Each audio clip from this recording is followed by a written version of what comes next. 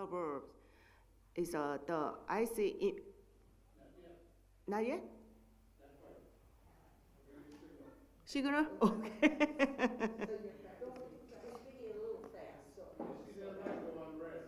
Okay.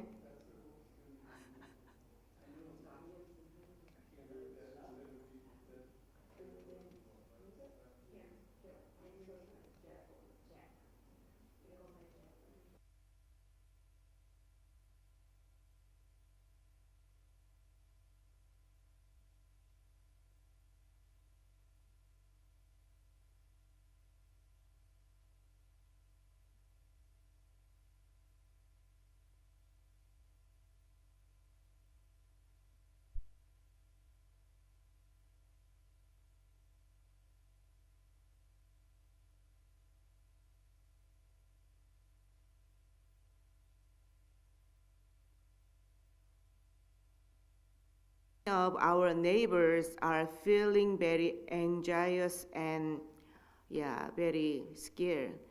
So today Anna and I would like to share information with about your rights.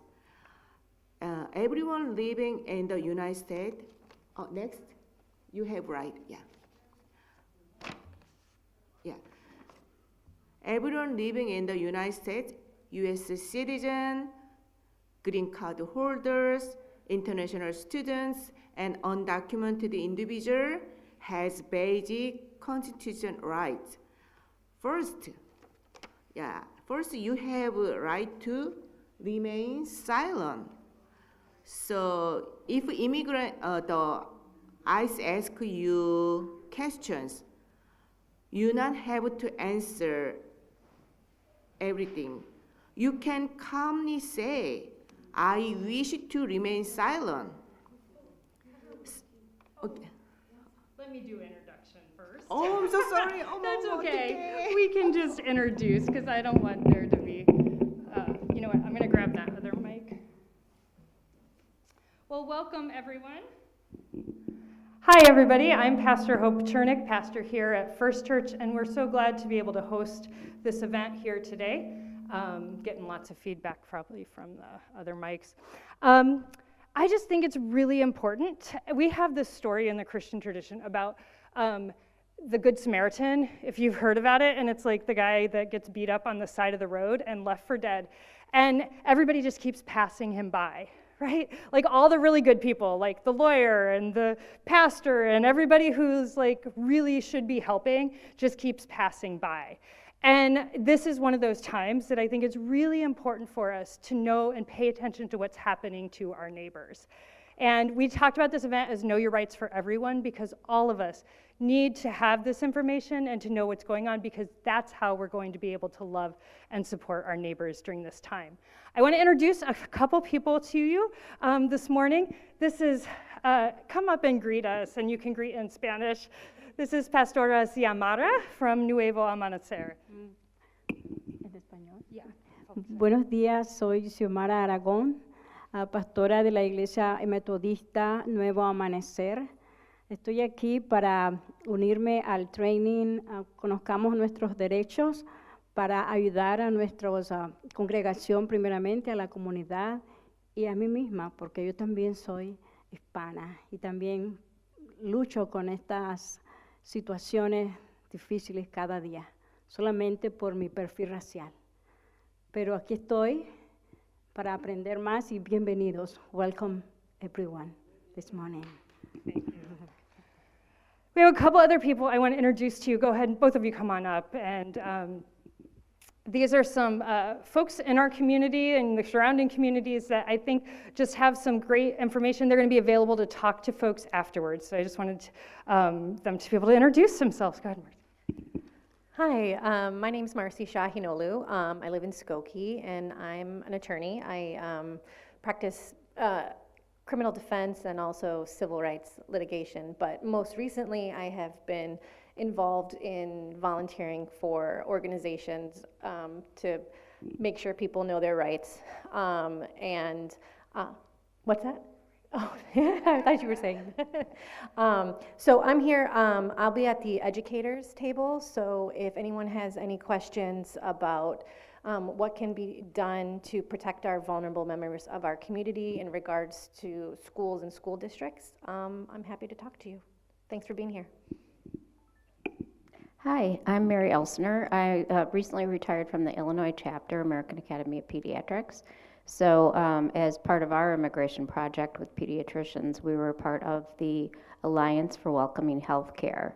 So I am familiar with the policies and procedures that healthcare entities can implement in their workplace to try to protect their patients.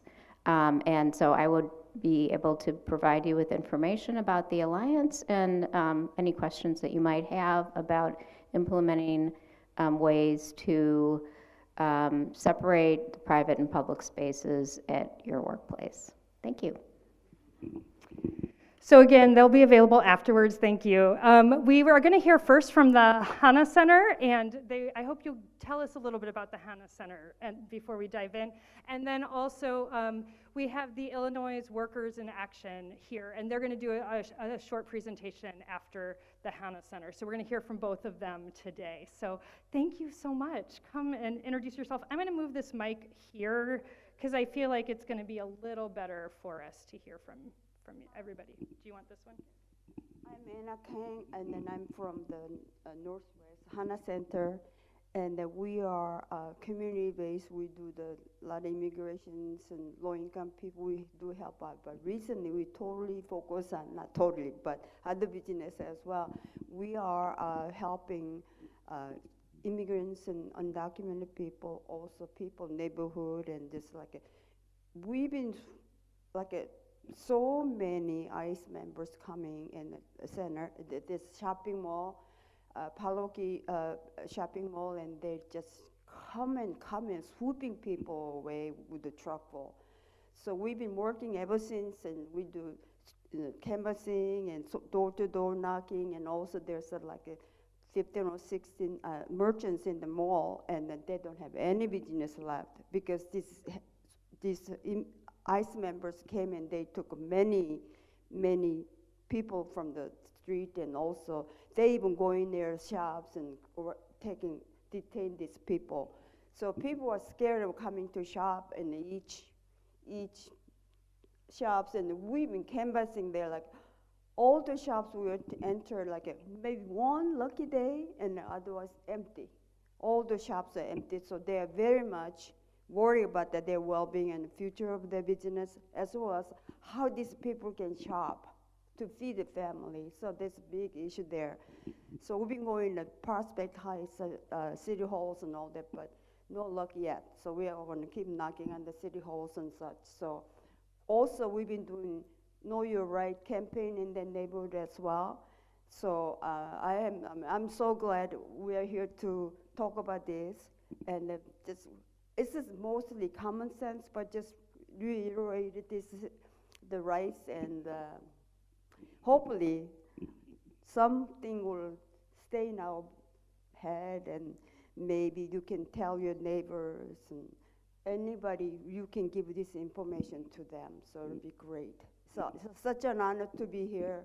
My partner, my boss, Hyun, and we'll do our best to do that. So thank you very much. Yeah, go ahead.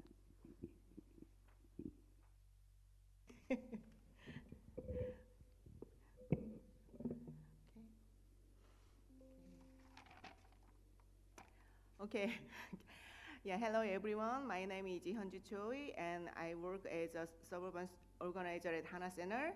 Recently, immigration enforcement has been increasing in the suburbs, and many of our neighbors are feeling very anxious and scared. So today, Anna and I would like to share important information with you about your rights.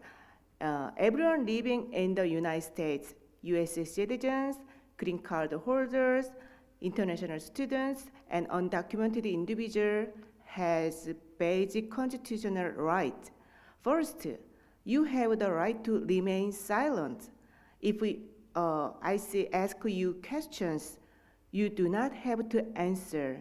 You can calmly say, I wish to remain silent. Second, you have the right to, write, is not permit entry to your home and car. It is not necessary to open the door unless ICE or police have assigned a judicial warrant. Also, it's a speak with and be represented by an attorney. Is the fourth is the you have right to make a phone call if you detained, because your personal cell phone will be taken away in detention center. You must memorize your phone numbers of the people you needed to contact. So this, you have to memorize phone number of family, friends with the legal status. It's the last one is you do not sign any documents in detention without speaking to an attorney. Signing papers can limit your rights or even mean that you you agree to deportation. So that's why not sign any documents. So next. Yeah, today, okay.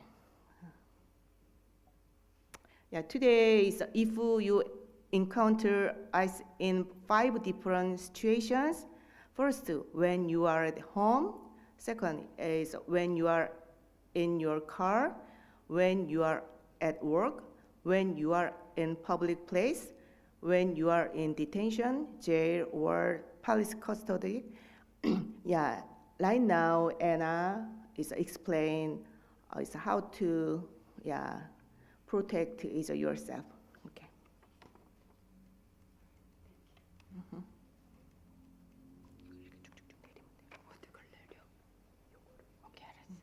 Okay, hi.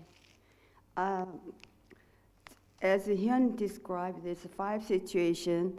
You will do what you have to do. But basically, as I say, it's basic common knowledge and senses, but just want to reiterate it again. So it's the first one, when the ICE members come to your home, first thing, you're not going to open the door, so don't open the door. Teach your children not to open the door. So children, they run into the door and open it, right? But no, we don't want to do that when ICE member comes to your doorstep. And you are not required to open the door unless ICE has a warrant signed by a judge. So there's 2 kinds of warrant, but if the judge signed this judicial warrant, then you have to open the door. That's the law. And then if they, excuse me, has to enter, then tell them to show the judicial warrant. So through the window, show, and otherwise you can sleep under the door. So you can look at it if indeed judge signed this warrant, okay? So if they ask to enter, tell them to show this judicial warrant. If they say no, then what are you going to do? You're not going to open the door, right? Because they don't have a right to come into your house. So if they force them to weigh in, and then what do? You cannot resist. Sometimes they really violently knock on the door, bang the door, then you have to let them in. Then if they force them in, then do not resist. Tell everyone to stay calm. So like when they're coming in, the police, they're all scared and run away. They start running away. So you don't want to do that. Calmly tell children, stay in the corner, calmly stay. So that's what you have to do. So next page, please.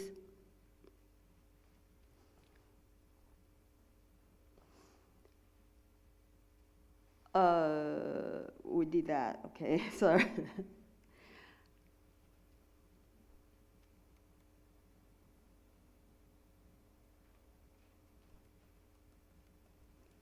So when ICE member comes to your home, that's what it continues. So we did that. No, I haven't done that. Okay, let's go back. Okay, we'll do that. Okay. So if ICE members coming to arrest you, then you have to remain silent, and then do not sign anything until you speak to a lawyer. So we don't know what you're going to sign, right? So you have to wait and tell them that you need to speak with a lawyer. And then write down the telephone number of your family members or someone you can trust, so you can make a phone call. So, I'm detained by the ICE members, I'm going away, take care of my children while I'm gone, things like that. Very important items you have to tell your neighbors or family members. Who you can trust. Because we say you can trust, meaning that you have to tell them how to manage your financial as well. So this is money where I keep money, and you have to buy food for children and such. So also inform ICE if you are not primary caregiver for your children, what you have to do. Excuse me, I have 2 children, they are underage, I'm informing you. So that's what you have to do. Next page, please. So there's 2 types of warrant. I spoke earlier. There's a administrative warrant and one is judicial. Judicial warrant has 4 things you have to remember. They have to have your correct name and birthday and address. Also, the judge has to sign. Make sure the judge signed the warrant. Otherwise, it's invalid. So you cannot let them in. And then after that,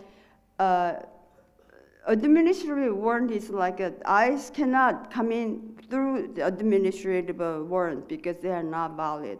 Judge has to sign. Okay, so and so if we're going to go arrest this person, then judge has to sign the dotted line. Okay, so administrative warrant isn't moved to even talk about it here. But there's 2 kinds of warrant you have to know.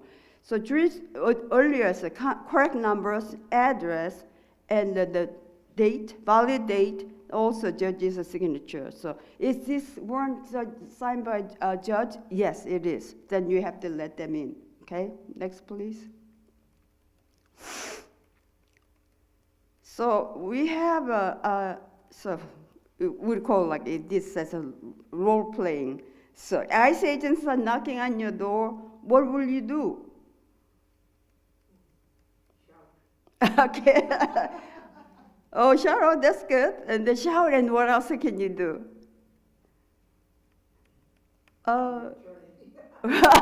Colton, that's a good one too. But mostly I think we should ask them, do you have a warrant? So we don't want them to come in.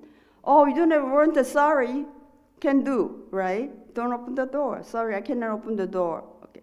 So that time, if they insist, and really, there are some cases they insist, I heard that they get paid by each detained, so they do whatever they want to do. People are such vulnerable right now. They're scared of this whole situation. So, I don't know. I think I should open. No, think not, right? We don't want to open the door. So make sure that we, as our community workers, we tell them to do not answer any questions. Do not open the door. That is very essential. And then if they force, then you don't have any other choice. Let them in, or make sure they have a judicial warrant. So that's a good thing. And I heard over the months, and there are many agents, they do not have a judicial warrant, but they just keep on pounding on the door. So people are scared, and in some cases they open the door. So that is a very sad situation right now. So there's another case we have the police and driving, this title says. Can you follow me? I'm going too fast up there? Okay, all right. So the drivers do not drive without a license. There are some people they do without license. And also, what do? They expire the driver license and such, so we don't want to do that. And if you, passengers, excuse me, you are not required to have a license or ID in the vehicle. But everyone,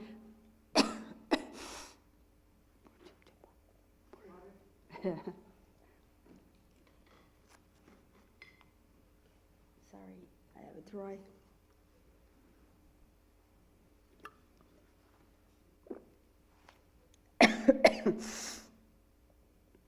So, passengers, you are not required to have a license or ID in a vehicle.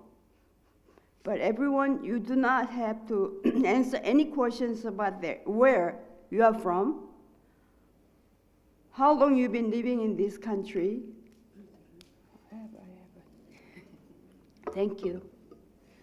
So they're mostly people when they see you, they're, oh, where you from? How long you been in this country? That's customary ask and answer questions. But with the police agent, you do not offer that answers.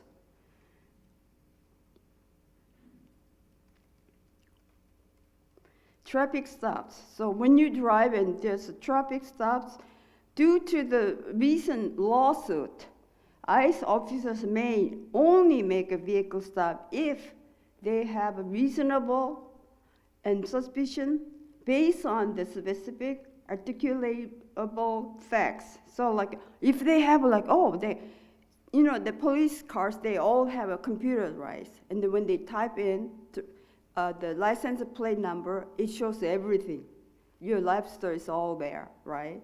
So, oh, this guy has a blah, blah, blah, and then if that driver provide any kind of illegal things they did previously, and so they stop, and then they have it says based on specific and articulable facts that a particular person inside the vehicle does not have a legal status, unfortunately. So what do you have to do? ICE may not take the driver license or the occupants of the vehicle that the purpose of a stop has to be related to only traffic or vehicles violation, traffic violation of vehicle. Something is like, oh, you have expired license plate numbers, and also traffic violation. Oh, you have you blew the red light, something like that. So they have a right to stop you. But most of cases like this, I don't think ICE member will stop, right? Police, patrolling police will do that. But nowadays, like it is very, there's no black and white division of police, local police, and the ICE members. ICE member will do any kind of excuses to stop your vehicle. So you have to be careful what's going to happen. So traffic stops, if ICE stops you while driving, they can require you to show license, vehicle registration, and insurance. So you have to provide three things: license, vehicle registration, and insurance. So you cannot drive without insurance, correct? In this state of Illinois, I think. So do not lie or provide false documents. So some people, they have false documents, not everybody, but sometimes. So do not provide that. And do not answer any questions about your immigration status. So, okay, do you have a green card? Do you have a citizen? Ooh, things like that. You don't have to answer it, okay? Do not have to open the window or door unless ICE has a valid judicial warrant again. Even car. Cars like it's your own sanctuary, small, not home, but also a car as well. So you have do you have a warrant for me? What kind of warrant do you have? Judicial warrant? Yes, then we'll look for it. Tell them to show you the judicial warrant through the door, through the car window or door. Not door, you don't open the door, right? Just so, show me the windshield, show it to me.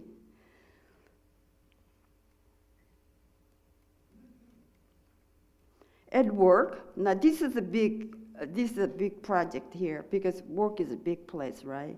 So there's the workplaces. There's the public area and the private area. So what do? People, when the ICE members come, they go first public area.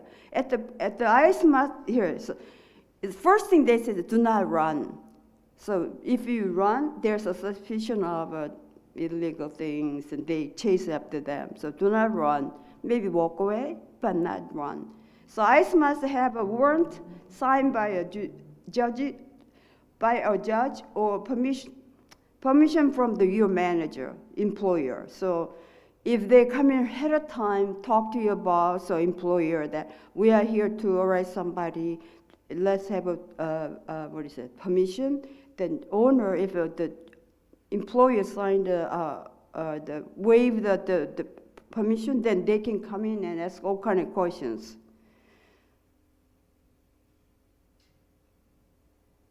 So that the permission and being in a public area does not give ICE members to stop. So, oops, sorry.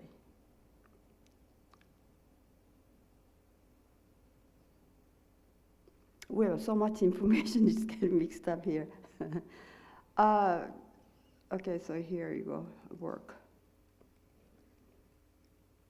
So ICE can enter your public area of your workplace without the permission. Being in a public area does not give ICE authority to stop questions or arrest anyone. So you cannot, they're not going to arrest you, even the public area, without the judicial warrant. You do not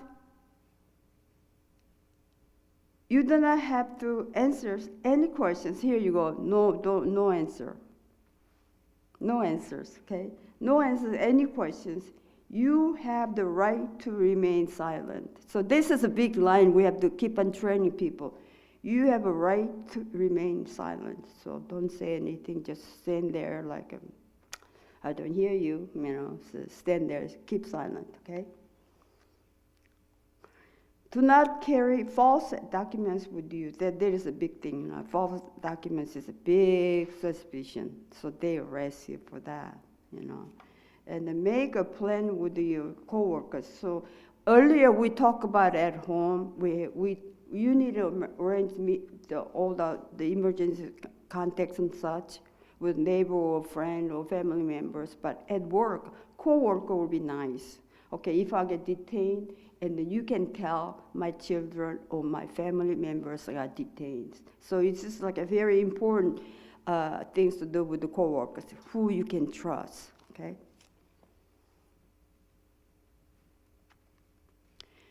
So public places, like let's say you are walking in a park, so you're strolling park, and then what do?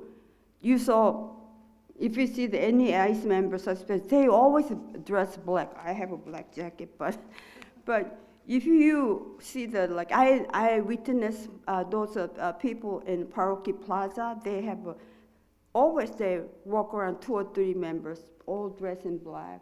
They have sunglasses, and mask, and they do not wear those the camera. They're supposed to wear camera, but they don't. So they're working around the shopping mall. But those people, when you see them, ooh, they're coming and run. No, don't run. Calmly, you walk away. So ICE does not need a warrant to search public areas. So they might have to, they look like they're like immigrants, Then they come to you. What do you do? Ooh, run away. No, then that's false. Absolutely no. So what do you have to do? Calmly walk. But they stop you on the street. You are not required to show your identification or answer any questions. Again, no answer, no ID. So before saying anything, ask, am I free to go? So I'm just standing there like I did not do anything. So, am I free to go? Then you calmly walk away. If I says no, then you have the right to remain silent. So you stand there. He says no, then you stay there quietly and until they move on and further action from them. So now this sad part here, jail or public custody. So let's say some scenario of they put you in jail or detention center. So arrest or charges and the conviction can affect your immigration status. So recently I went to the translate for one of the friend I know. She was going through the green card application process for interview, and they have a two big screen of this person's life. She came in, what kind of visa she applied, and then all of those years, what she did. So she had one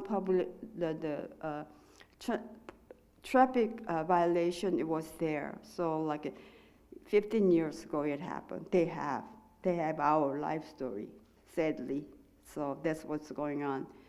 So in here, that when they ask immigration the status, that you have a right to remain silent, or have a right to phone calls, and have the right to attorney. Have an attorney say, oh, I have to call my attorney, right? You have to call or explain the situation. So attorney can do what she or he has to do.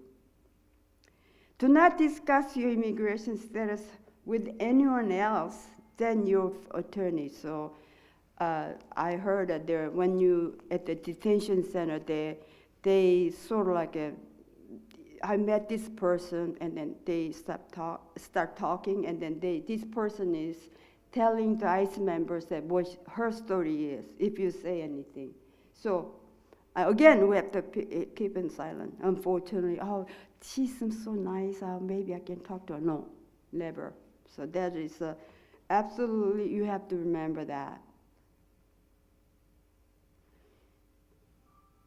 You have a right to refuse to sign anything before speaking with your attorney. So they give you a little document, sign here, right? Write down what you did in this country. No, absolutely not. You do not have to provide any information to them. So that's absolutely, do not sign anything, okay? Until you speak with your attorney. So attorney will advise you, yes, sign this paper, it's important, so you have to sign it, okay?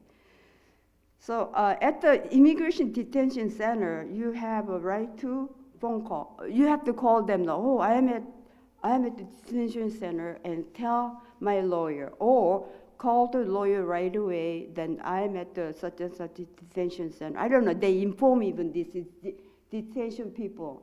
I don't know, they don't know where they're going. So like they have to find out first where they are, because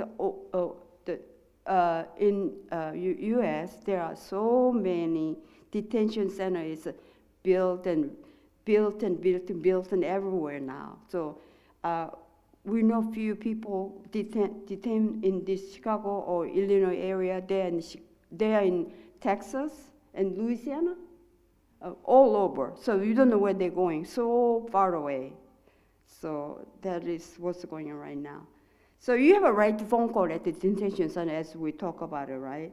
So you have to let them know where you are, and if you don't want to call your lawyer, you can also let them, your consulate, know, I'm a Bulgarian, and I have to call Bulgarian consulate, okay? My name is so-and-so, my birthday, and then I'm at the Texas Detention Center. There's some number given, but it's not that important. It's birthday and the name is important, I think. So also, you have a right to remain silent. So again, right to remain silent, okay? And then do not discuss your immigration status with anyone else than your attorney, again. You have a right to refuse sign anything before speaking with your attorney.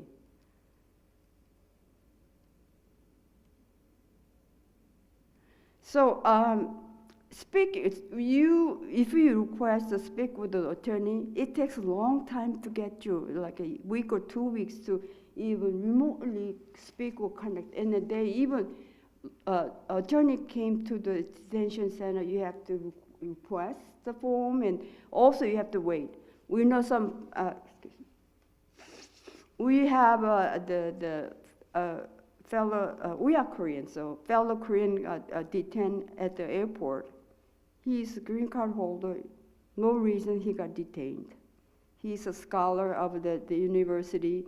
He's a scientist, and he got detained. And 100 days later, finally he got released. We did everything, campaign and lawyers and community center, we give our hand. 100 days in detention center is like you don't want to detain even one day, but 100 days, so I felt so bad. He lost so much weight. It's like an unspeakable situation they gone through. So that's what's going on right now. No rights. We don't have any rights. I don't know about anybody who has a colored skin or anybody that's matter right now. So if the lawyer will advise you what to do, or in this case, let's sue, this is ICE, and then we're gonna release you. And that process, you have to go through the court date 1, 2, 3. So again, you have to appeal and appeal and appeal. So it takes a long process. So meanwhile, you have to stay in a detention center, unfortunately. And some cases, they do have a bail process, but I don't know why this friend didn't get a bail bond, and he didn't get that. So he stayed there for 100 days. Now, let's talk about a basic vocabulary to exercise your rights. The first one is, wish to remain silent. Am I free to go? I want to speak to a lawyer. So, we have to, I know you all hear people speak English, but still, when it's like a really, really, like an emergency, like, the ICE member come at the door and they detain you. What do you do? I don't know what to do. Oh, my children, what should I do? Panic status where I am. So even the simple sentence like, I wish to remain silent, they cannot say, it's not going to come out of your mouth easily. So would you read number 1? Anyone? Volunteer? I wish to remain silent. Good job. How about number 21? Am I free to go? Good. Number 3? I want to speak to a lawyer. Good. Everybody, good job. Thank you very much. Okay, so I know you all can say, but out there, some people, someone they cannot say clearly and immediately, because ICE equal to panic or terror or just unbelievable. Okay, so we did that and speak loud. Okay, that's good. And then we are going to do now. Would you do recap? No, continue? Me? Oh, wow, okay. We'll do the recap. So, we know not to open the door, right? Okay, number 2. We know to ask judicial warrants. Do you have a warrant on my name? Show it to me. Okay, number 3. We know not to answer any questions. And then what do? Remain silent. Don't say anything, okay? Number 4, we know not to sign anything. So don't sign anything, no dotted line, no. Okay, next one, we know that we have a right to call a family member or lawyer after you are processed at the detention center. So then in that case, you have to, in a sad situation, we have to call, we have to first let lawyer know, then lawyer will contact the family members. I don't know how many phone calls they're allowed to do the detention center, but most important call is that I am at a certain place, please, what should I do? You let me know, and you come see me, things like that, okay? So that's our detention center. And okay, so now this is a picture of how to identify the ICE versus police. So like say police members, so they say police, police, police. The ICE members, they have a police and the ICE, and then they do have a body cam, like a big body cam like this. They have to wear body cam. But many ICE members, they do not wear body cam. I guess it's heavy, huh? So they walk around just bare jacket and pants. They walk around in the shopping mall. The body cam is they suppose capture everybody they encounter, but they don't wear. So that is no. So we ask them to remove your mask, body cam, and also make sure you are filming our encounterments. Okay, I see you, but you can record me and I talk to you, things like that. But many of them, they don't. They don't keep law there. So we did that, okay. So there was the first, how to identify ICE versus police. Number one, look at their uniforms. Number two, ask what police or probation department they are from. So like, where are you from? What department are you from? And then next one is ask to see proof of who they are. So ask for the badge or badge number, or ask for the business card. I don't know if they're carrying a business card. Are they carrying business card? Anyone know? I doubt it. Okay, I doubt too, yes, okay. ICE members, I think, oh, where's my business card? I have to show to them. I don't think so. Okay, so they do not. Okay, got it. Okay. So ask for the warrant signed by your judge. So, do you have a warrant for me? Please show me. And politely, don't be hostile, because they'll hit you. I mean, I've seen it many times. They hit, abuse these people. So we don't want that. Okay. So also we can, and we all have a cell phone, right? They're like, we can tape it, film. So we can film on camera with the eyes. So, okay, show to them, I'm doing this. But not distantly, don't go close to the ICE members, walk away from it, and so we don't interrupt their business. So from distance, even though they're not detaining you, but from distance, you can film everything what's going on, okay? So,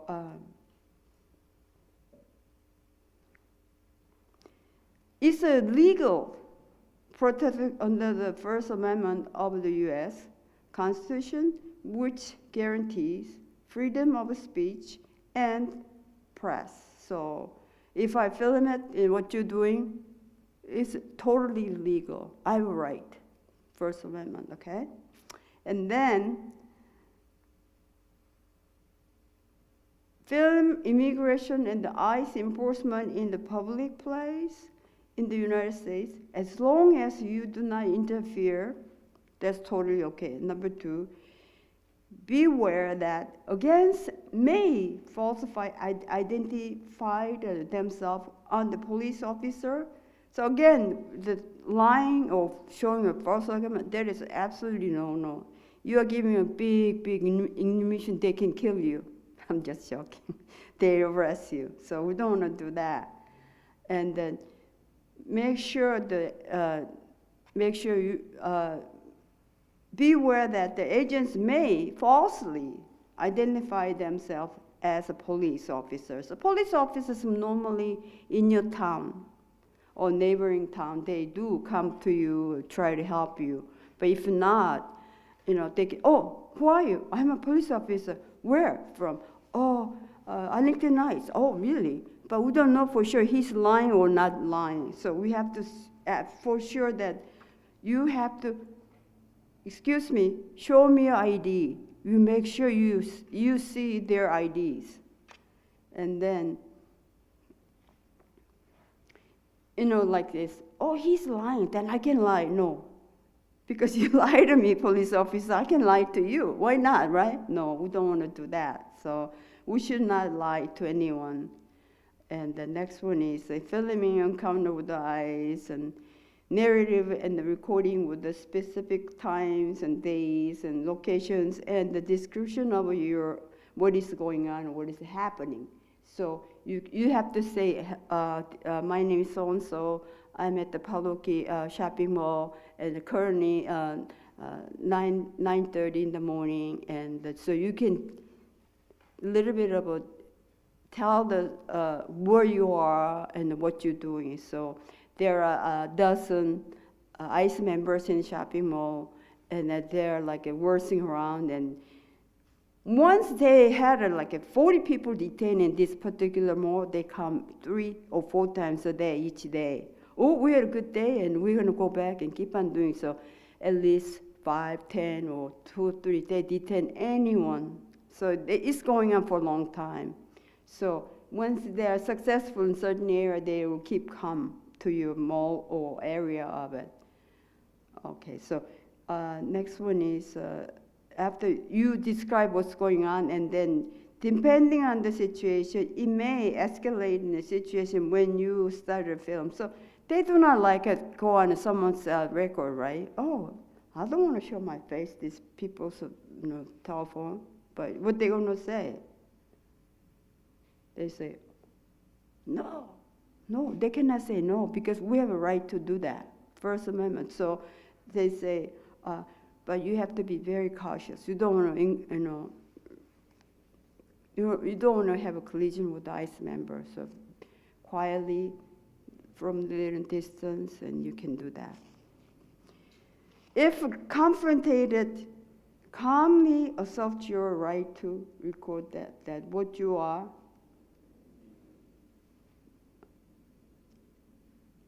doing, but however, priority is you're safe. So you don't want to fight and get hurt situation.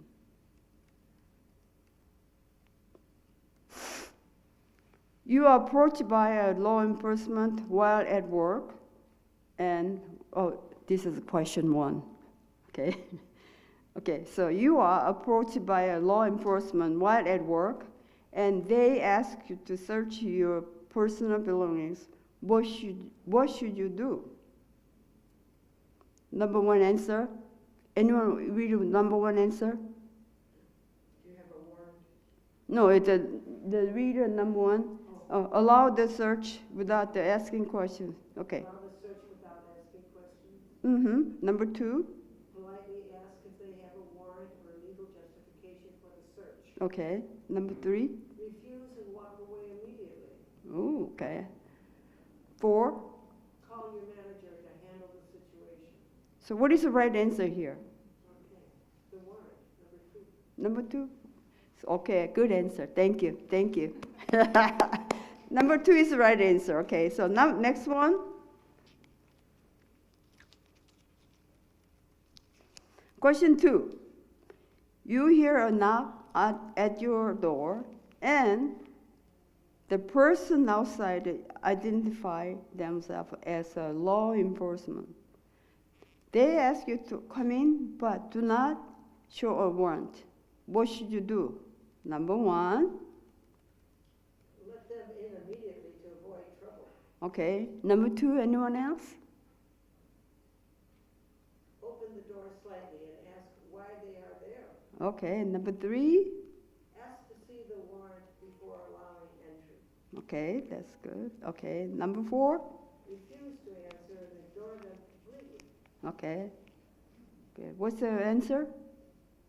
Number 3, ask to see the judicial warrant. Okay, so we have to give 2 good job stickers to you. Okay, okay. Ask to see warrant before allowing entry. So I like to see the judicial warrant signed by a judge, and then let me see first. Okay, so number 3. You are approached by a ICE agent in a public space who asks about you, your immigration status. What is the best response? Number 1. Provide all the information they ask for, including your immigration status. Okay, number 2. Run away from the officer immediately to avoid further questioning. 3. Argue with the officer about why they are stopping you. Oh, okay. Number 4. Remain silent or state that you wish to remain silent, as is your right. All right, so what could have been answer? What's the answer? 4? Remain silent or state that you wish to remain silent as your right. Okay. Pardon me?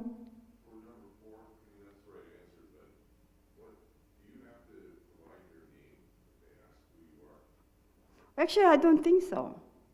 They might know your name already. Come to the door.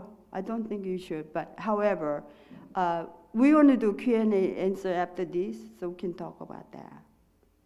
All right. So prepare. Now, this is my opinion. This is the most important of the whole process here. Prepare your emergency plan. So most people, oh, I'm okay, but we don't know when they're going to knock on your door. So what you do, prepare your emergency plan, meaning that you have family members, you have children, and welfare of the whole family. Say, let's say, my husband got detained. Now what do we do? There's no income. We have such and such money. Or both of them detained by mom and dad is detained by the ICE. Only have a little children left. In this case, they're supposed to provide all the details of it, but I don't know how much they are doing it.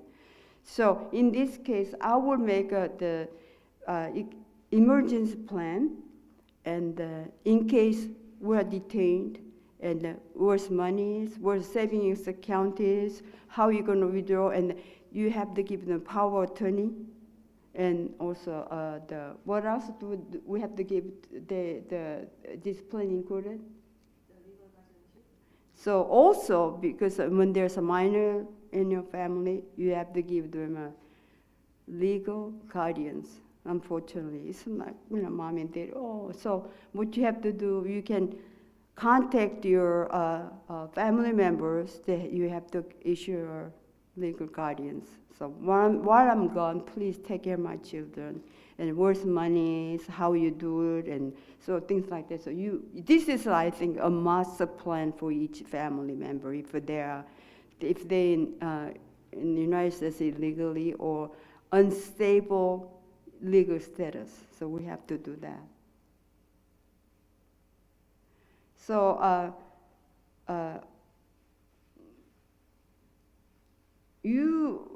as we talk about legal guardians and power of attorneys, all that is like legally give them a right, give away your rights. So then,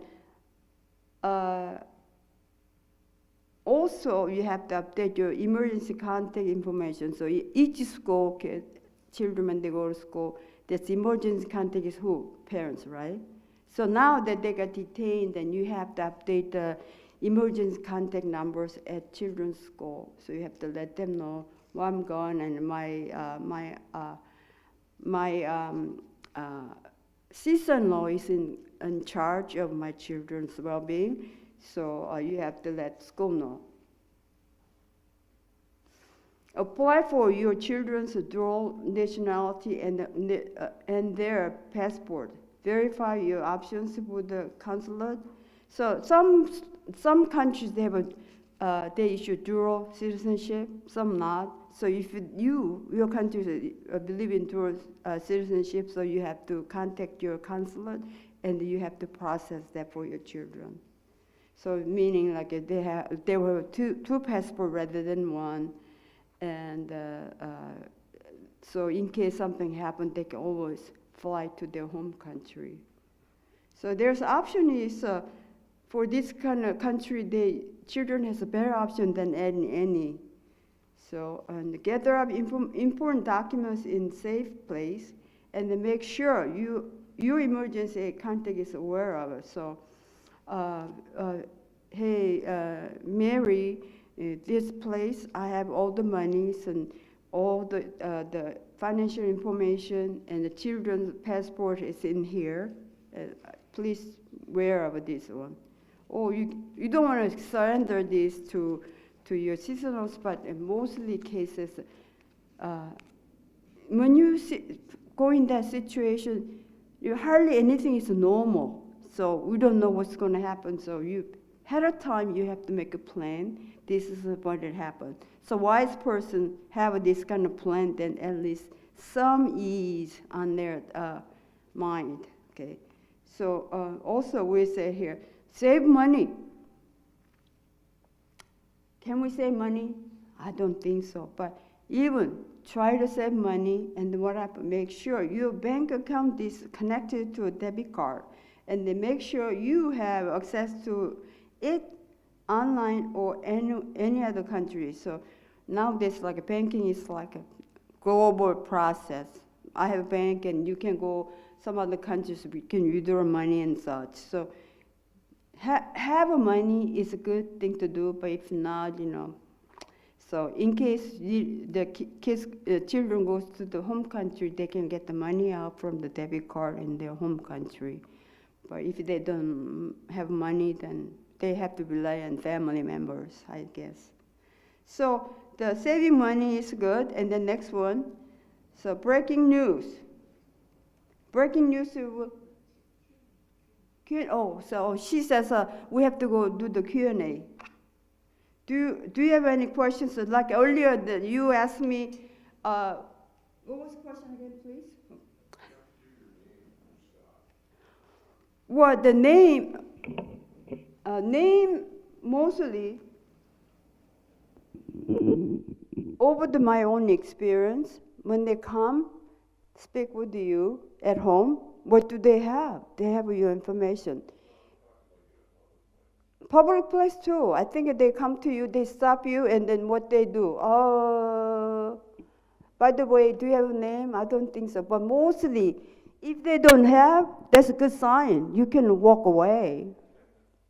Yeah, don't answer it. You don't even know my name. Why would I answer to you? No. Right? Yes, you're right. It's your human right to not give your name. See? Don't ask questions. And most of the people and the ICE members and police, and normally they bully it, Don't tell me. Then what do you do? Ooh. Yeah.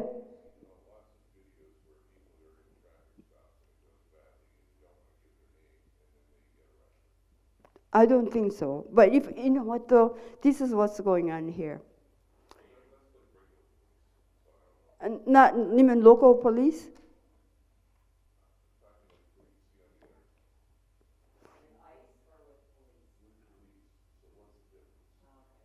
So I think the regular police cannot take away because you don't give a name. I don't think it. Do you? You are an attorney, so what do you? I'm not an attorney.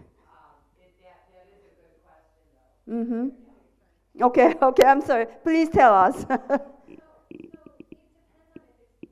on if it's they have different jurisdictions. Uh-huh. Okay, so if police pull you over and they ask you your name, a citizen is required To give basic identifying information, your name, etc. Okay, ICE. It depends on your immigration status, right? Under federal law, under federal immigration law, my understanding is that people who are visa holders, green card holders, permanent residents do have an obligation to provide basic information.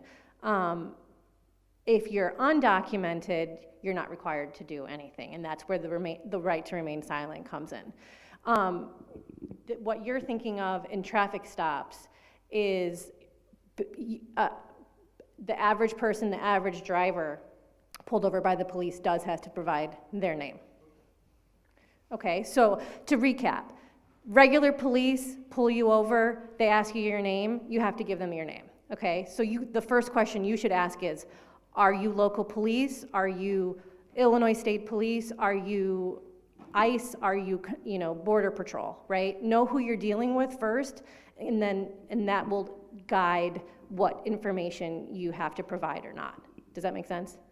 It is. But can we first ask them, who are you? Are you state police or local police? Then I'll provide my information to you. Is that fair?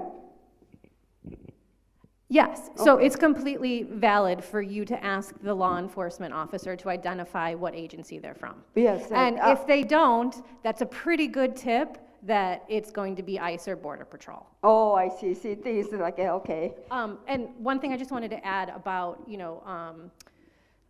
identification of Border Patrol or ICE is that according to recent court orders, they are required, at least in the Northern District of Illinois, which covers most of the top half of the state, to conspicuously display an alphanumeric identifying number. So they're not going to whip out like their badge like an FBI agent or something like that.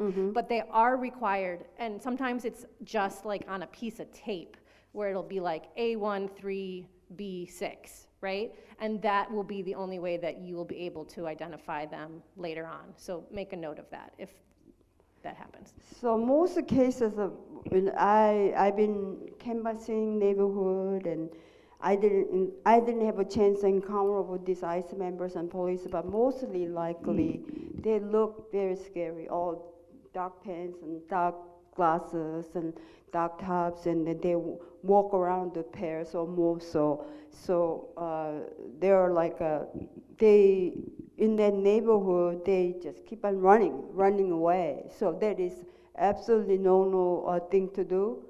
Oh, he's running, they're running, so they run after this guy who's running. So there is absolutely no, but so I will say they calmly doesn't enter their mind. Oh, I'm illegal. So what do? They, I want to run. So that's absolutely giving the hint to these people. So there's a lot of sad situation I encountered, and then I'm very much worried about the situation. I'm so sad I live in this country more than anywhere else, my home country. But however, we have to vigilant, and we have a whistle plan. They blow whistle. So ICE agent is in this area, we do that, or we use the safe communication channel, and we do the signals and all that thing. Doesn't help much. So this detain process keep on going, and I mean, can you imagine that you cannot go out buy groceries for your family, let alone they don't have money. We talked about earlier money, because they cannot go to work. So this is a big problem for this immigrant community. Okay, so go ahead, please. What I understood you were asking is, if you're in a shopping mall and a person approached you, are you required to give your name? Yes, that's my question. Or on the street, and just had to be a different color. That's my question. Again, thank you for the question. Again, the first question that you should ask is say, who are you and why are you asking, right?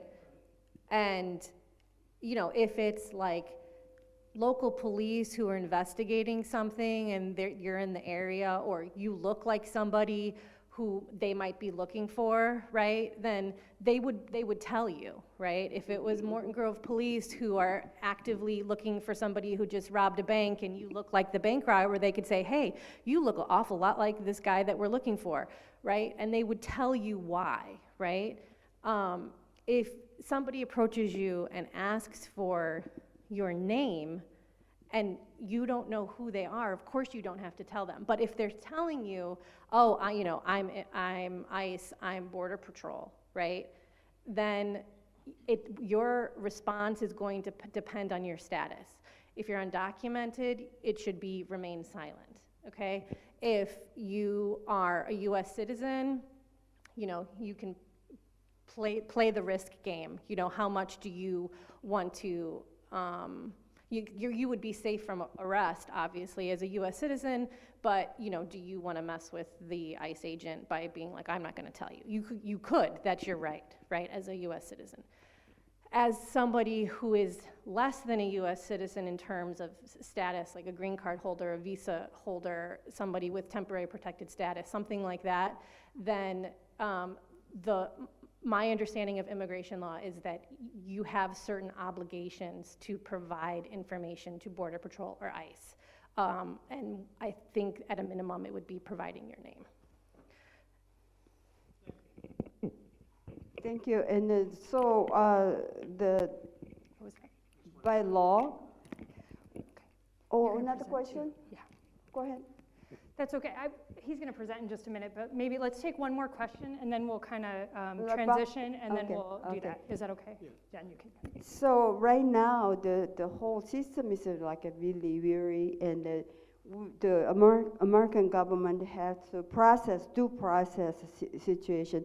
We have many, the America granted refugee status, asylum, the status, they're all here, by legally. Government gave them a permission to live in this country, but yet they start arresting these people. So these people, they don't know what to do, how to process, what to do. You know, I'm a refugee status, I apply for the green card. So this is a whole chaos, another chaos is going on right now. Never mind the undocumented people. So it is what's going on now. And I think we need to wrap up here. Yeah, let's Okay. transition, and we'll take more questions then at the end. But come on, it's Johan is from the Illinois Workers in Action, and so he's going to talk about business owners and workers' rights. Yeah. So, and do you have a? Oh, you got it. There it is. Yes. Hi everyone, my name is Johan. I'm with Illinois Workers in Action. We're a nonprofit focused on education for workers and immigrants. This presentation will be a brief demo on going a little bit more in depth on interactions with federal law enforcement in workplaces, right? How to make a plan, how to be prepared in those cases. Before I start, I wanted to mention one more thing about the name question. When interacting with ICE agents, you don't have to give your name, but it may be prudent to do so if you're being detained, because they will eventually get your name if you are detained, and processing takes a lot longer. I don't know if you guys have seen, but when people are detained, it takes like 3 to 4 days for them to show up in a system and be able to locate which detention center they're in. So it may be prudent for you to actually give just your name. You don't have to give them your country or anything like that, but you can give your name. That way it's easier for a loved one to locate you in the ICE locator unit. So that's what we advise people. It's if you are being detained, it may be beneficial for you to actually give them your name. Yes, small business readiness. Do I just click? Different computer, they'll control it. Okay, yeah, if we can go to the next slide, please. And I'll be brief, because a lot of this information is actually covered previously. But if we can go to the next slide. So the objectives of today are learn about employee and employer workplace rights and responsibilities, and create an emergency plan in case. How many people here are actually business owners? Anyone a business owner? One? Okay. This is good. If you guys aren't business owners, you guys can request this training and ask your business or somebody who you know to get this training so that they can present this to their employees as well and have them know it. If we go to the next slide, please. And this is part of the IWA's Rights for All campaign. This was drawn by a local artist in the Pilsen neighborhood. Next slide, please. So universal rights, it was covered already, so remain silent. You don't have, you can deny entry to private property, whether that's car, your vehicle, your home. That also includes business property as well. So these are the universal rights. The right to not sign anything, right? We don't want voluntary departure, voluntary signature of deportation, the right to speak with attorney, and the right to a telephone call, right? We went over this, so we can go to the next slide. Now I'm going to talk a little bit about some brief employer rights, something that employers have the right to do. Employers have the right to a safe workplace, just like employees. Employers have the right to make sure that everyone has a safe workplace and everyone can come to work without being endangered, that they're going to experience something that will put them in danger in their occupational capacities. Next slide, please. As business owners, they have the right to manage business operations. This includes things like cost benefits, like where can we save money, where can we spend a little bit more, what's the strategy, what's our marketing strategy, what's the direction the business decides to go to, staffing, things like that. As business owners, they are allowed to handle things like that, right? Or else you wouldn't be a business owner. Next slide, the right to privacy within limits. Employers have the right to privacy within certain limits. I will talk about it in a bit, but employers have the right to privacy, specifically the privacy of their employees. They don't have to share information about their employees to people given certain circumstances. Okay, next slide, please. The right to seek legal counsel and stay informed. Employers have the right to stay informed. This is important because employers have to comply with the set of standards, and they have to file a lot of documents, and so they have to stay informed on what these laws are, whether it's with labor rights or immigration compliance. They have to make sure to stay up to date with that. The right to seek legal expertise and legal counsel, right to seek an attorney, right? And the right to implement robust training programs. If we go to the next slide, what does this mean? So in the same way that we can create a fire drill in case a fire emergency or an emergency for anything else, we can create a drill for federal enforcement, and employers have the right to create these training programs and like implement them within their workplace just to prepare their employees for certain things, right? And so they have the right to create this, and this is where it leads us to the next part. Next slide. Oh, and a little bit before, workers have the right to concerted activity, which means to ask for certain things. Workers can band together and ask their employers for certain benefits. That doesn't mean they're going to receive it, but employers have the right to ask without retaliation, right? And so at the end, I will show basically a brief template of an email you can write to like HR or someone in your business that politely asking for a training sort of like this, okay? Next slide. Click it again one more time, please. Sorry, it's a little messed up. Yeah, a little bit more. We just get all the information on there. One more time. There we go. So now I'm going to talk briefly about employment law and immigration. So there are two types of intersections with employment verification with immigration and employment. First is federal employment verification, the I-9 forms. All employers must complete and retain I-9 forms for their employees. These forms are basically just to verify that the employees they have are allowed to work in the States. There's a whole host of documents. It's called List B. You can go to USCIS, the United States Immigration and Citizenship Services. You can go to their website and look at the list of forms. These forms do not, some of these forms do not, documents do not require Social Security numbers, and so we recommend that people accept any form of those without discriminating. There's E-Verify. How many of you have heard of E-Verify?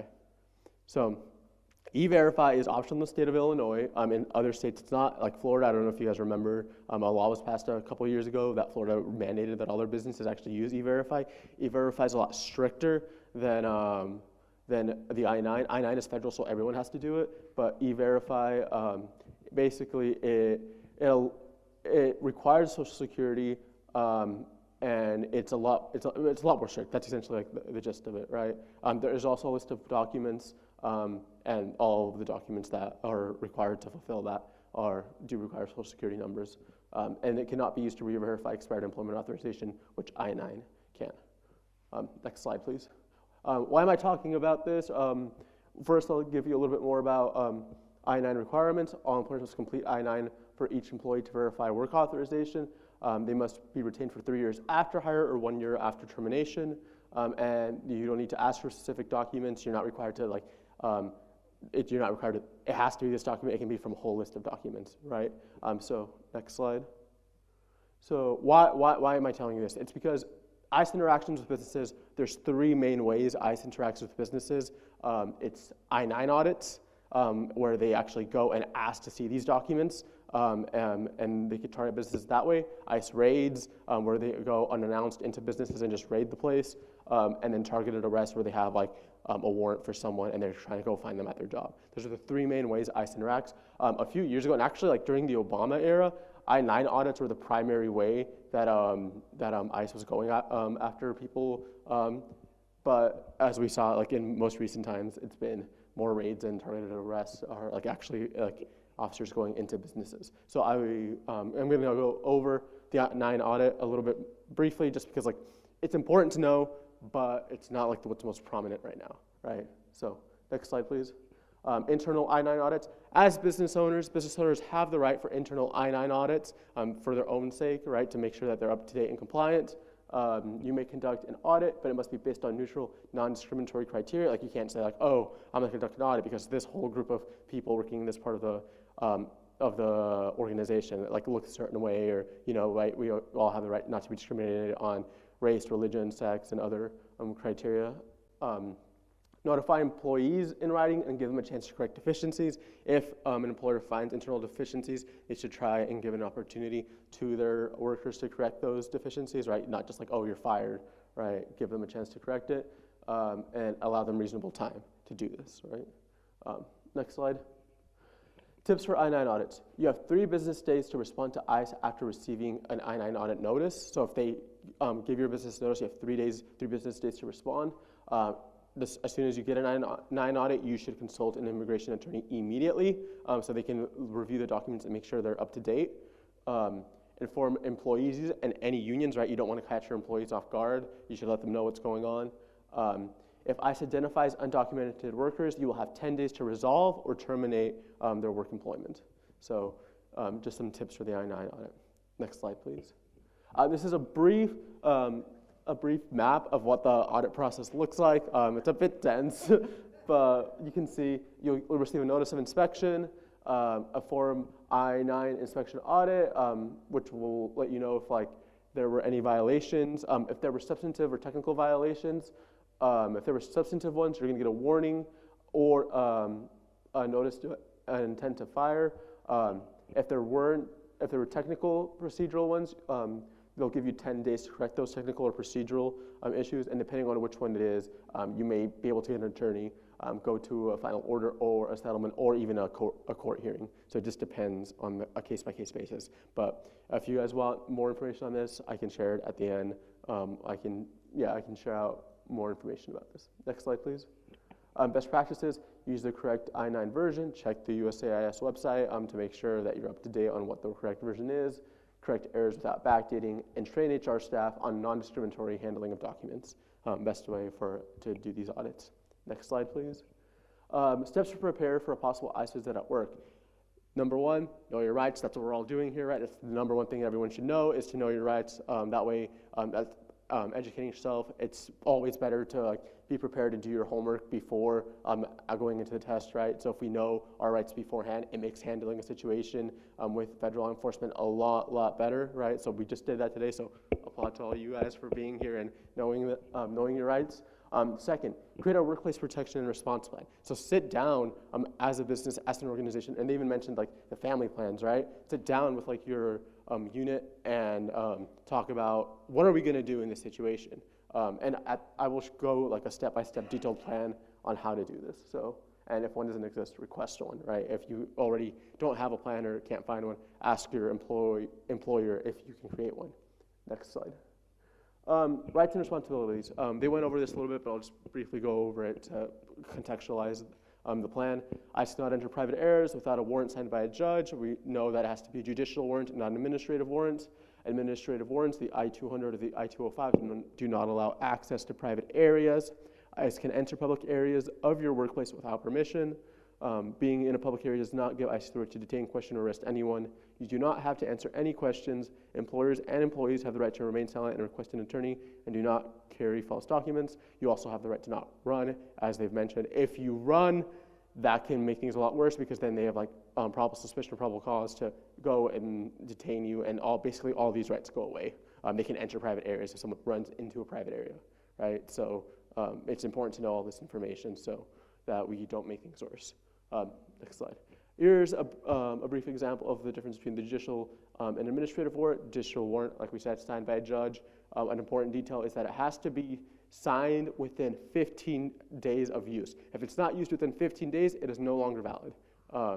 So it's important to know that. So make sure to check when you're asking to see it, make sure everything is spelled out correctly. Make sure that if they're asking for a location, that the location is spelled out correctly. Make sure that it is signed, and make sure that the date is within 15 days of it being used, okay? And that's a judicial warrant, has legal power signed by a judge. Administrative warrant, it's a legal memo, internal legal memo by DHS saying, oh, we want to go get this person, but it has no legal power. So they're not legally allowed to enter with it. Okay, next slide, please. Private areas. So what can be considered private areas in a business? Private spaces are areas where people have reasonable expectation of privacy, such as indoor areas or spaces marked with a private sign, right? If you see a big old private sign on there, oh, I wonder if that's public. No, employees should never consent to agents entering private areas without a warrant. This is very important. They're not allowed to enter, but if someone from the business gives consent to them entering, then they are. So this is why we tell people that it's very important to train your employees to know where the private areas are and where they're not allowed to give access to. And as we'll see in the plan, we actually recommend that we have 1 or 2 points of contacts and everyone else be trained to remain silent and refer agents to those points of contacts. Businesses should label private areas of the workplace with employees only signs or keep them closed to the public. That will ensure that ICE agents cannot legally enter private areas of that workplace. Another thing I want to mention is that one thing that we've also been recommending businesses do, and a lot of them already did this actually before a lot of the ICE activity going on, is to like lock the doors of your business if you have the ability to do so. That prevents a lot of ICE agents will just stop if they can't physically open the door, even if like there's a little public area inside. You can always like, there was actually a restaurant I went to where you had to knock to be able to enter, and someone had to come and verify who you were before you entered the restaurant. So if you have the capacity to do that for your business, you should do it. A lot of businesses have the little doorbell system where you have to ring and buzz. Someone will check the camera and see if you like have any business doing there. So even there's very like commonsensical ways to like protect your workers and do this, right? 99% of the time, they will not have a judicial warrant. They will flash an administrative warrant or maybe an unsigned judicial warrant. Most of the time they do not have that, have an actual valid warrant. So they will basically just give up at the door if they know they can't force their way in there, right? So we recommend locking the door. Next slide, please. These are examples of signs that demarcate private property. The one that says ICE/CBP agents, that's our, I have a couple of copies back there if you guys would like some. I can hand them out to you. We've been canvassing and giving these out to businesses. I actually was canvassing around the Midway area like a month and a half ago, and I actually saw 2 ICE agents dragging someone as I exited a business right in front of me. They were CBP agents. I went up to them, asked them, "Did you read them as rights? Are you sure you follow procedure?" Someone came out, pushed the ICE agents, dragged them into their business, and locked the doors. We don't recommend you do that. Please do not become an obstacle to a detention. That's against federal law. You can be in serious trouble for that. But because they were dragged into the business, the agents actually did not have a warrant to go in there, and they were not able to get in there, and they just left. They gave up. So the point of that story is like the locking the doors works. Don't push people and like get in altercations with people. Okay, that's the point of that story. Next slide, please. So what do you do in case ICE visits your business or office? What should you do? Stay calm, alert, right? Do not run. We already said this. Request a CID and a valid warrant if you're the person of contact. Do not provide information. Contact leadership and legal team. Follow legal team advice and guidance, and document the interaction. What to say? I am not authorized to allow access. What agency are you with? May I have your name and badge number? Do you have a warrant? I am not authorized to provide this information. I am seeking legal counsel and waiting for instructions, right? These are very commonsensical things that you can say. It's good to know this beforehand, right? Because this seems like very easy right now, but then like when we actually see people with like big jackets and like guns and stuff, like then we get like a bit more scared, and then we start panicking. We don't know what to do. So it's very good to like have this in, and practice it so that when we actually do get in those like higher pressure situations, we know what to do. Next slide, please. So before an ICE action, create a written response plan, such as a fire drill. Train staff to say, "You must speak to my employer." Post private signs and limit access to those areas. Offer training for your employees and their rights, and share a list of trusted attorneys that employees can access to, a list of resources that employees can access in case of emergency. Contact local immigration response networks, right? Prepare beforehand. That's what we do before. Next slide, please. And this is basically the prevention part. Designate a response team, a point of contact, name, title, phone, backup contacts. We want to have a primary contact that we know, ideally someone with legal status who doesn't have fear of like interacting with ICE. So someone who actually will be able to talk to ICE at the door, and a backup point of contact in case that first point of contact is not available, and we can contact someone else, right? These are the 2 people who should be actually allowed to enter ICE, allowed to interact with ICE in these situations. Second, provide a training for all your staff. 1, to know where the private areas are, and 2, to know their rights, right? And basically like how to interact with these enforcements. And 3, make sure that all signage and space control is up and ready to go in any given moment, right? So that's what we can do beforehand in a prevention setting. Next slide, please. So what to do actually during an incident. If ICE or federal agents have arrived, stay calm, do not panic or run. Direct agents to the point of contact. Every employee should be doing that, direct to the point of contact. Do not provide any documents or information or access without review. Like I said, most of the times they do not have a valid warrant to give information. You don't have to give information about your employees. Someone ask you, oh, is this person work here or whatever. You don't have information you can exercise to protect, right? You don't have that information. And this is important too. We actually helped. We were working with a trucking company, and we were telling them that they didn't have to give this information up without valid warrants or valid requests, right? And they're like, oh, but what if we have nothing to hide? The point is not that you have nothing to hide. The point is that you know what your rights are, and you're confident in exercising those rights, right? And so that's the point of this, is to be able to be confident and know, because a lot of times, like, ICE will straight out lie to you and tell you and pressure you to do certain things when you don't have to. And once you know your rights, you know that you can exercise them and be like, actually, you're not allowed to do that, and I don't have to answer you, right? So that's why we do this. Communication, or I guess I'll continue with what else to do. Do not provide any documents. If presented with a warrant, request a copy. You have the right to request a copy of a warrant, like we said. Keep the door locked and ask to see it at the door. If they have a warrant, put it up against the window. Let me read it at the window, or slide it underneath the door. Let me read it before I give you access. If it's administrative, you don't give access. Judicial, yes. Record or document actions, like we said, in the state of Illinois, it's legal to document this with a phone, with video cameras. To my understanding, it's like you have to be an arm's length away at all times, but as long as you're an arm's length away, you can record interactions, and as long as you're not like obstructing the detention or the arrest, you're allowed to do so as well. Communication, notify legal counsel and union representatives if applicable, inform workers and management with verified information only, and contact family members if anyone was impacted, right? That's a good thing to do as soon as you can. Next slide, please. So what do we do post-incident? Offer leave to workers while they secure legal support, right? Try to support your workers any way they can. Pay owed wages and benefits promptly, and allow return to full seniority once authorized to do so. If they're allowed to come back, allow them to full seniority. Do not terminate and discriminate for like this incident.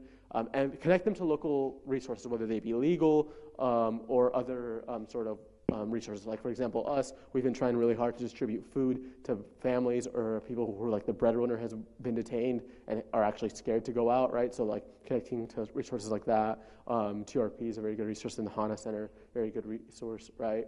So try to connect to these organizations, know who they are, and have them in place in your business to be able to give to your workers, right? So that's what we can do post-incident. Next slide, please. Next slide, that's just a blank slide that we didn't have. That is the plan in brief. I can send that out. If you guys would like, if anyone's interested, I can send that out, but that's basically the plan in brief that you can sit down as an organization and go through. Next slide. And this is an example of an email you can send to an HR representative to request a workplace protection plan. That's very polite. You can ask to establish a clear written protocol outlining management staff should do in response of ICE or other agents in the workplace. You can request to train supervisors and staff on how to identify administrative and judicial warrants, designate and post private signs in public areas, and refrain from voluntary sharing employee information or immigration status, and ensure workers are not retaliated against. Okay, so this is like essentially what you can request. It's an example. If you guys would like more help on how to draft one, we can go sit down and do it. Next slide, please. And these are just some legal resources that are available to all you guys. The ICER hotline, Illinois Coalition for Immigrant and Refugee Rights, that's the primary hotline used for when someone is detained or when they need help with immigration. You can also contact the Resurrection Project, TRP.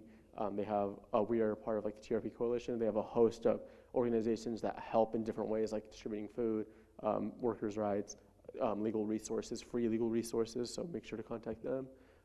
You can contact us, and we can help in any way we can. We always try to help in any way we can, even if it's not within our power as an organization. We can always try to refer you to someone who can help. And the Midwest Immigration Bond Fund, some good resources. And that's basically my quick, very fast-paced demo of this business plan. Yes?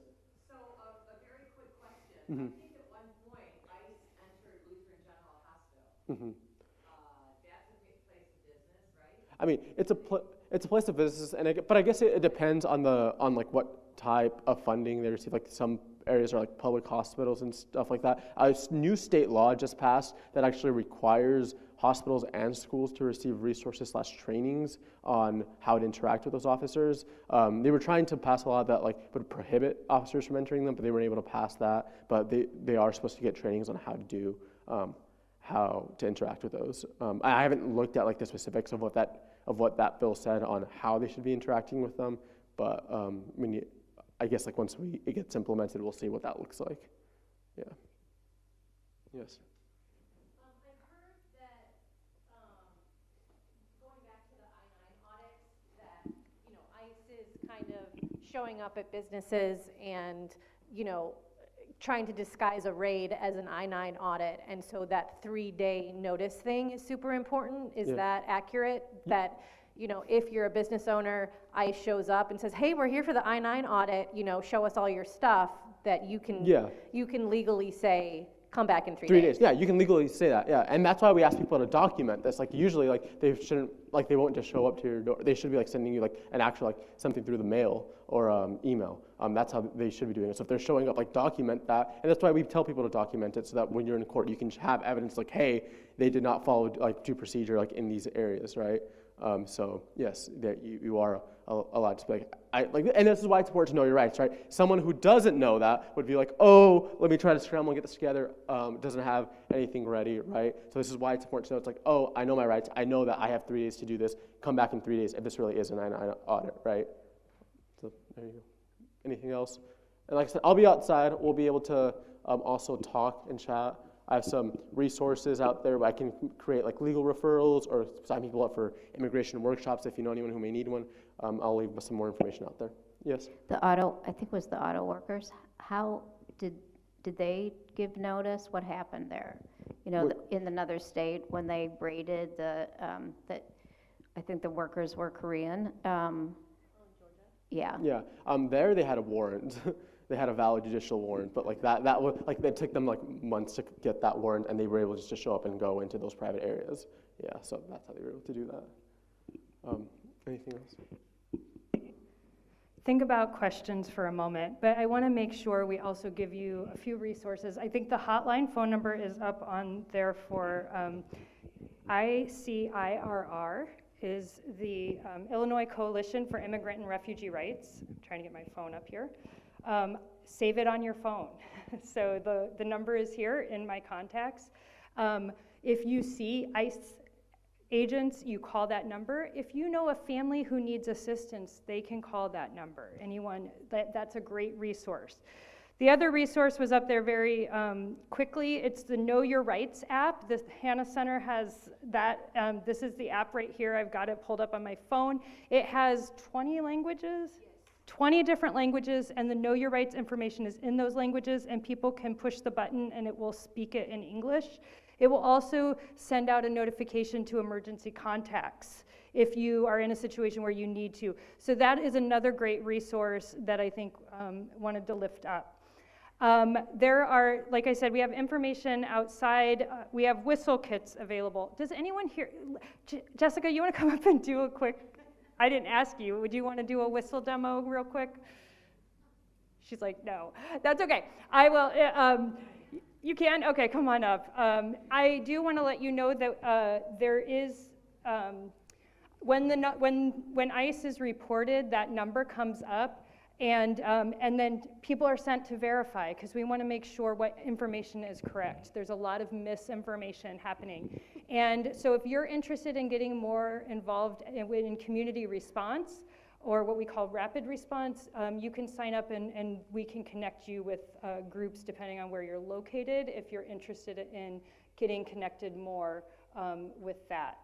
So I think it's been important. The whistle kits have been happening here in Des Plaines and all over, and so it's a great, I think it's important as a community that we know what's going on. So the whistles, or even making noise. I know in the city of Chicago, there was a time when they just came out with pots and pans and started banging, right? Just to make noise and alert neighbors to what was happening, so.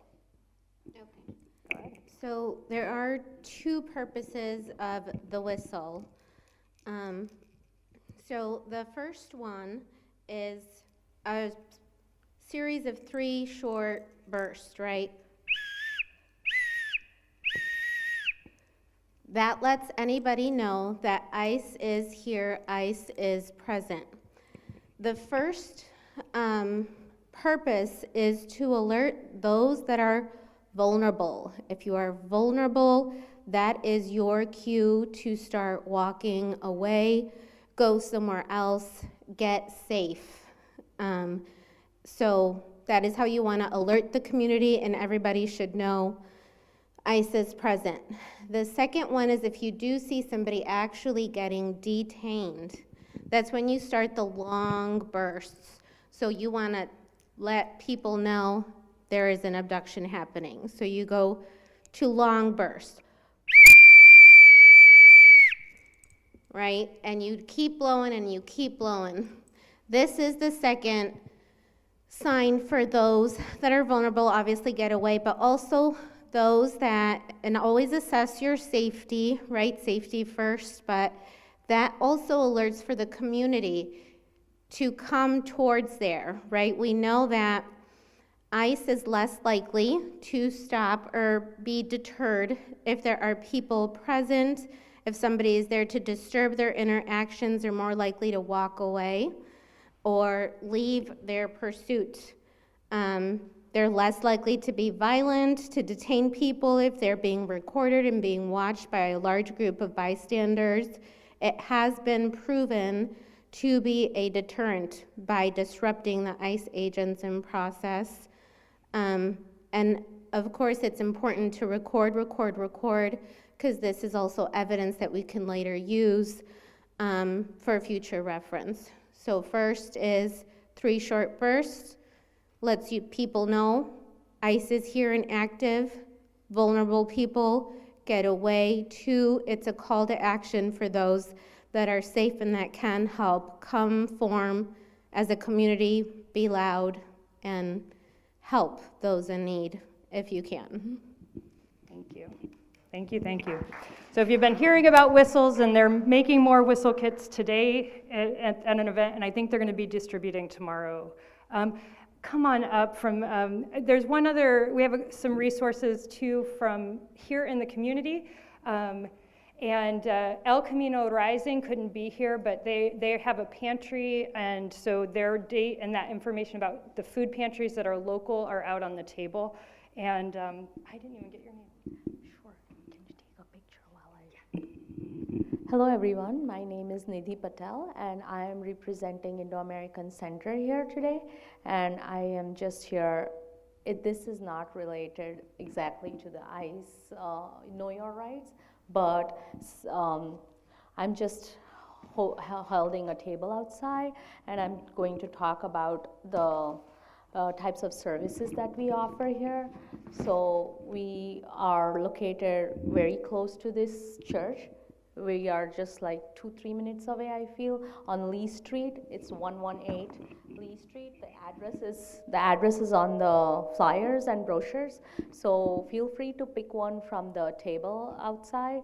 And we offer like help with applications and applying for SNAP benefits. I know SNAP, there are a lot of changes, but Medicaid, SNAP benefits, we also apply and help with applications for LIHEAP program by like utility assistance program through ComEd and NICOR gas.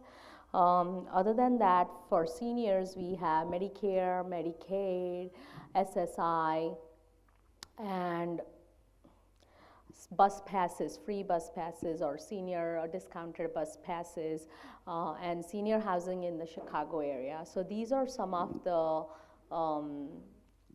programs that we work with ICER, and feel free to stop by at Lee Street, which is close to this location. And we also have our office at Dewan.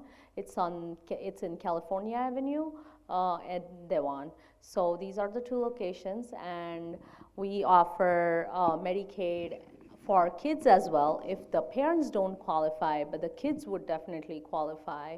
So please feel free to contact us. We have our contact information here, and you can always stop by at our locations or email us or call us, whichever works best for you guys. Thank you. Also, if you can just sign this sheet, because it just says that I spoke about our programs to you, and if you're interested, just stick here and give any of your contact information so we can also reach out to you if you are interested. So please feel free to put your names, and this is not going to go anywhere. It's just for our reference that we spoke with you, and if you're interested, we can reach out to you as well. So thank you, and please feel free to sign these. Thank you. Have you back at the table. So that'll be available in the back at the table Sure. when you go out. Yes. So that'll be fine. I do want to wrap us up, I think. We will have, like I said, everyone's going to be sticking around for a little bit for questions. Were there any burning questions that you do want to ask before we adjourn? So. I'm a U.S. citizen. I have no problems. I have no issues. I'm walking down the sidewalk and ICE approaches and tells me I have to get off the sidewalk. I'm on a public sidewalk. Do I have to follow their instructions? Say that again. The end part, the last sentence. Go ahead. Okay, so.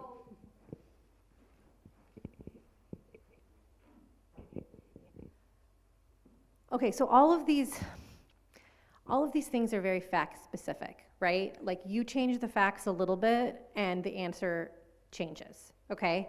So using the facts that you've provided, right? The question is, a federal agent approaches a US citizen who's on a public sidewalk and tells them to move. Do you have to comply, right? The question then becomes, what happens if you don't comply, right? Under federal law, a federal agent is allowed to order people to do certain things, right? And the failure to do those things, to either obstruct or interfere or not comply, can result in a federal charge of, obstruction, interfering with a federal officer, right? So the question of whether or not that would stick would depend on the surrounding context, right? If there's a federal officer who's just going from his car to his house and you're on the sidewalk and he tells you to move, is he doing that in the performance of his duties or is he just being a jerk, right? Now, if there's an ICE officer who's in the middle of an operation and they have people detained and they think you're too close, and they're asking you to move because they're trying to have a secure perimeter, that's something else, right? And so in general, right, unless you have time to spare being unnecessarily detained and processed and then eventually released, as a US citizen, my recommendation would be, move out of the way, right? Do what they say, move back, right? But if you're someone who wants to muck up the gears a little bit or maybe waste their time and you're like, I don't have anything to do today, sure, so but it depends on the context, right? So there's not a one size fit all answer. It really depends on the context of what's happening there. Does that make sense? I'm going to go ahead. I'm going to wrap it up just because I know we have the broadcast is still going. So we are going to wrap up here, but Marcy is available and Mary's back there, and there's our presenters from HANA Center and from the Illinois Workers in Action will be in the back. So I invite you to stick around and talk and ask questions as we can. Thank you for all who joined us online, and we'll have this up for a little while, probably for about a week or so you can refer people to the broadcast. Thank you.